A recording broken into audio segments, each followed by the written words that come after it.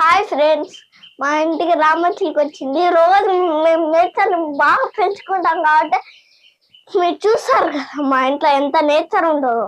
ఇప్పుడు రోజు మా ఇంటికి జామ చెట్టు మీదకి ఈ జామకాయలు పండుతాయి.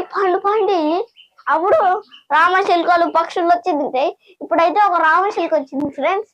రామచిలుక తింటుంది, చూడండి, కనబడుతుందా ఫ్రెండ్స్? కనపడుతుంది. రామచిలుక తింటుంది, చూడండి, ఆడ ఎర్రగా ఉంది.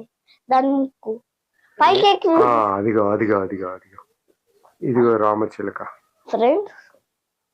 వావ్, భలే తింటుంది మహావీర్ రామచిలుక. అయి ఇంకొక దగ్గరికి పోయింది, ఇటు పోయింది. అమ్మ, దాని తలకాయ కనపడుతుందిగా, తోక ఎంత పెద్ద ఉందో కదా రామచిలుకకి.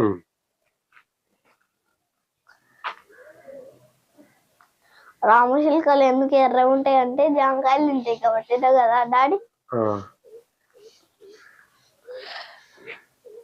చూడు ఫ్రెండ్స్, నేను పైకి నిచ్చెనెక్కి చూస్తా.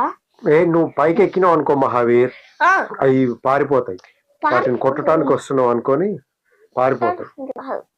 అవి నన్ను చూడకుండా ఎక్కుతా. అవి చూసినా చూడకుండా వాటికి తెలుస్తుంది నువ్వు ఎక్కేది. ఎట్లా తెలుస్తుంది? ఎట్లా తెలిసింది డాడీ? అదిగో వెళ్ళిపోయింది. వెళ్ళిపోయిందా? అదిగో వెళ్ళిపోయింది. డాడీకి ఎట్లా తెలిసింది డాడీ? ఫ్రెండ్స్, నేను పైకి పోయి చూస్తా అది ఎట్లుందో. కమాన్. మా ఇంటికి డాబా లాగా మెట్లు లేవు, అందుకే నిచ్చెన పెట్టింది మా డాడీ. చెక్కది నిచ్చెన. కోతుల్ని ఎల్లగొట్టాలి ఫ్రెండ్స్. కోతులు అసలే నేచర్ ని నాశనం చేస్తాయి, ఒక పౌరాన్ని నాశనం చేస్తాయి. ఒక శక్తివంతమైన పౌరం నాశనమై చచ్చిపోద్ది కోతుల వల్ల. ఇది నేను ఎక్కుతుంటే ఎంత సంతోషంగా ఉందో. ఎక్కుతుంటే హాయిగా ఉంది. నాకు ఎక్కుతుంటే ఎక్కబుద్ధి అవుతుంది. అమ్మయ్య, ఎక్కాను ఫ్రెండ్స్. ఇప్పుడు చిలుక కొరికింది జామకాయ. ఇది ఇప్పుడే కొరికింది చిలుక. ఇదిగో చిలుక కొరికిన జామకాయ చూడండి ఫ్రెండ్స్. నా చేతికి ఒక జామకాయ దొరికింది, చూపిస్తాను చూడండి. ఇప్పుడే ఉదయిస్తున్నాడు ఫ్రెండ్స్.